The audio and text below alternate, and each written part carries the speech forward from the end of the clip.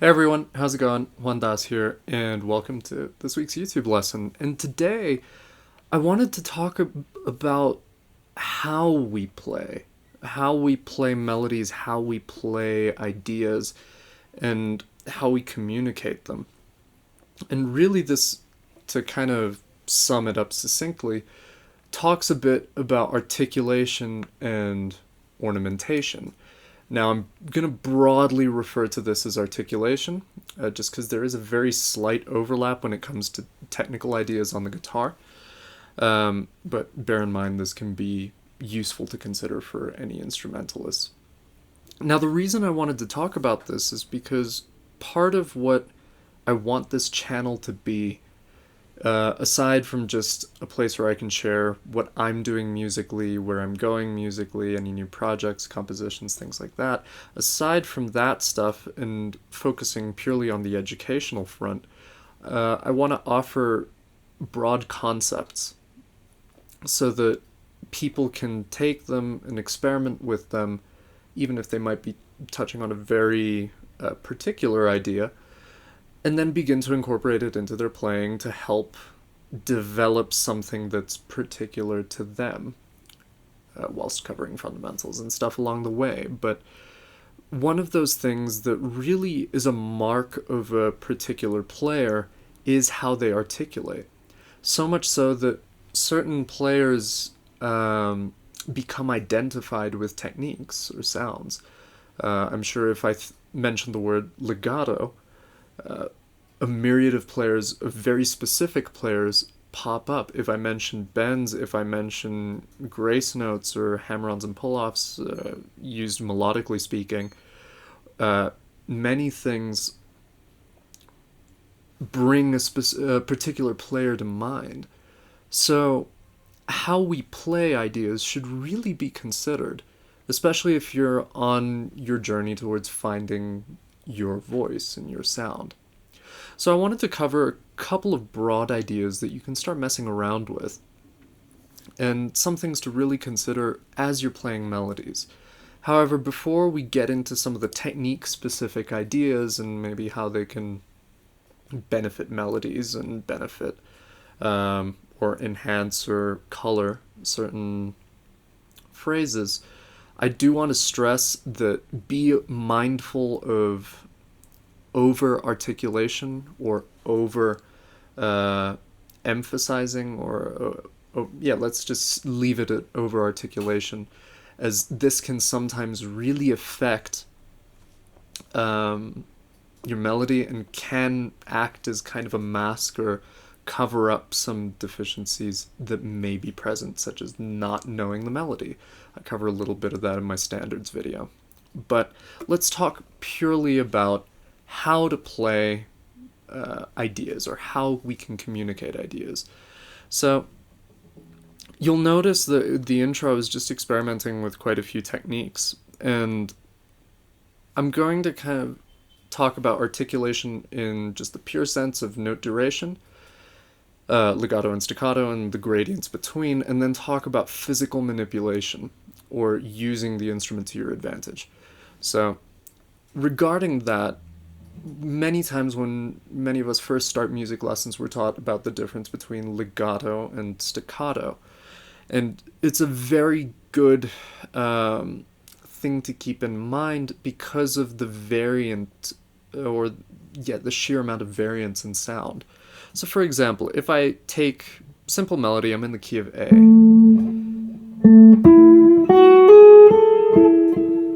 Let's say that.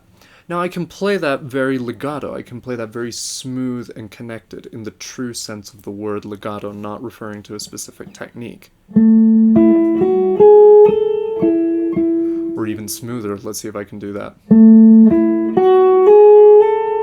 Much better.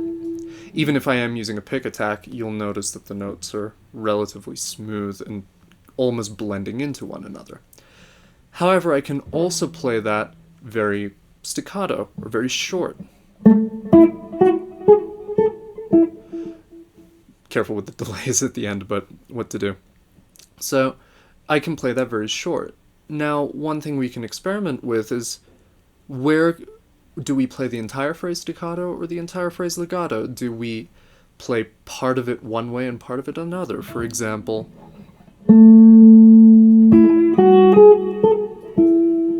that communicates the phrase in a very different way. Or what if I hold out my staccato note just a little bit before cutting it off? That's a little more held out, not truly staccato, I would say, but...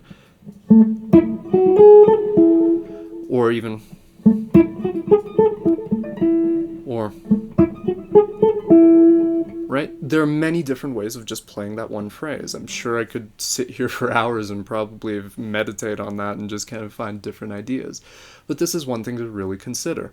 So now, let's treat this in a broad sense. I'm just going to phrase some ideas, but vary my durations, or vary between, not durations in the rhythmic sense, but whether something is long and drawn out, or very short and precise. So for example, key of A.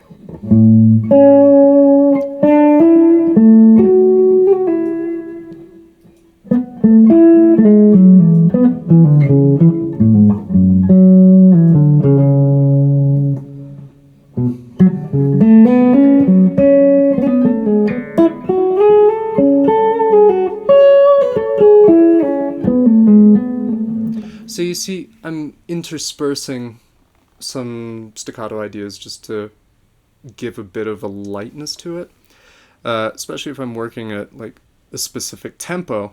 That was pretty free, so it kind of lends itself to a specific direction. However, let's say there's a pulse in there. 2, 3, 4.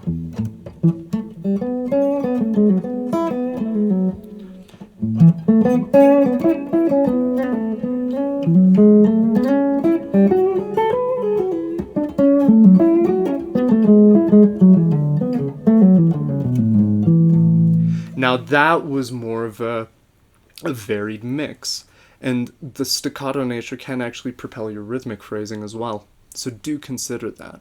Now I do want to get into embracing the instrument you have.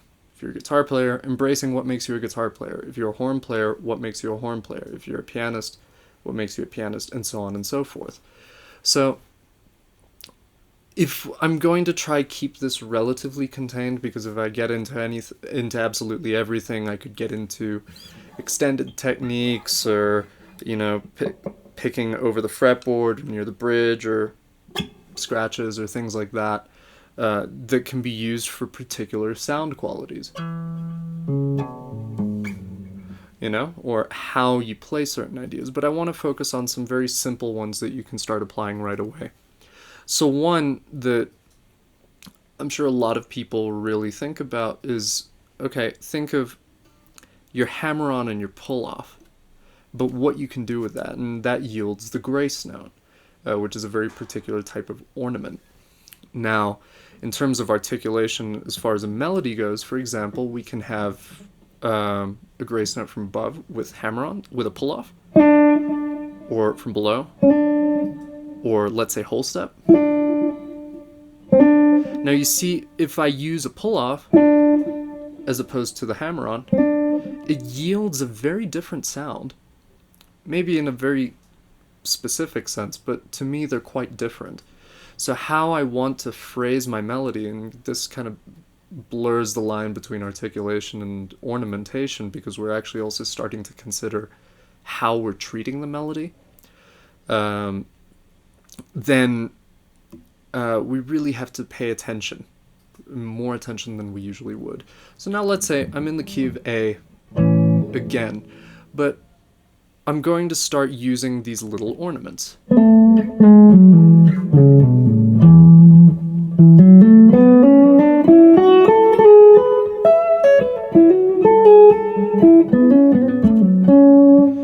Now you see, even sometimes I'll do, what I was playing before was starting from the note above, but I'll even include the original or the target note. Kind of a little decoration. Okay, what if we did the same with slides? That's a different sound, and it gets more exaggerated the wider the interval. And also even more exaggerated if you choose to exaggerate the length of the slide. Right? Even with a half step where you wouldn't think it would be so noticeable,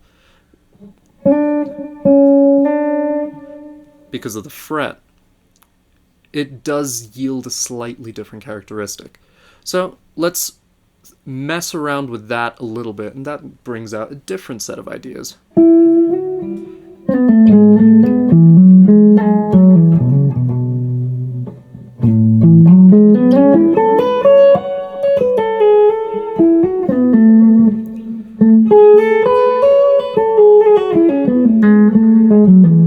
And see the difference if I do compared to one leaps out of the instrument a little more, one is a little more exaggerated. You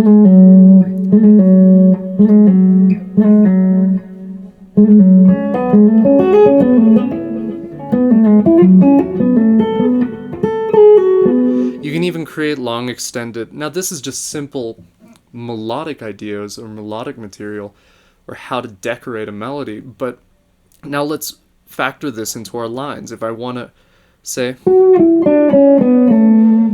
I can articulate that in a certain way that'll give it a very different characteristic. So if I start with, I can do,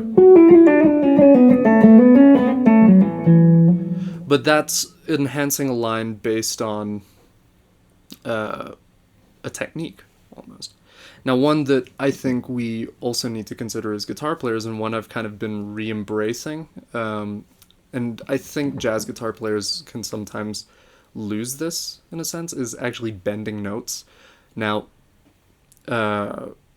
obviously, comes from rock guitar, but where does it come from in rock guitar? We're trying to emulate a singer and how a singer can bend notes. Horn players, to a degree, also can bend notes too.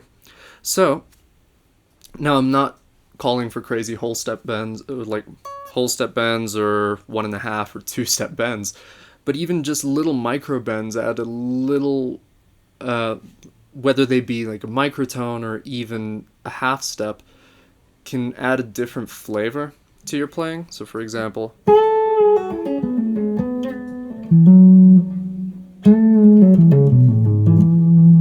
now if I do, see, it wasn't quite hitting F,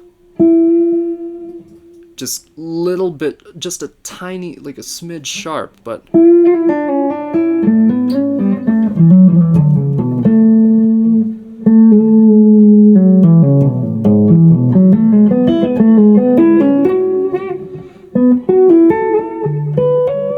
and then let's say that would be a cool one if we start here and start here, that's our target note, we bend up to that and then slide into the previous note, or the note just a step below.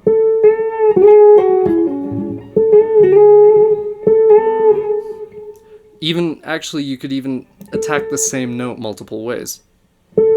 Playing it first, bending, and then sliding into it.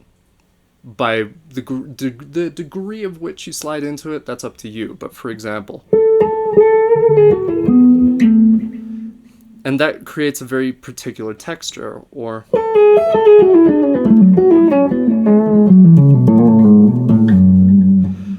using all of these in combination together can start messing about with interesting results. So, what am I promoting here? Start thinking about these ideas. Begin to think of, how do I physically play a note, one, and how do I decorate my melodies? Thinking about this, it's very rare for someone to play a melody just straight without any form of articulation. This includes vibrato, grace notes, as I was mentioning before, bends, even singers. They decorate their melodies in a very specific way, but those decorations or those little inflections become very recognizable. So I really want you to start considering this. Play around with the ideas, being very mindful of not over decorating an idea and not overplaying and masking the melody, or rather give the melody room to breathe on its own. But maybe a little decoration just can help it leap out of your instrument a little better. So I hope this was an interesting take on just articulations, gives you some food for thought, some stuff to think about, and I'll see you in the next lesson. Take care, everyone.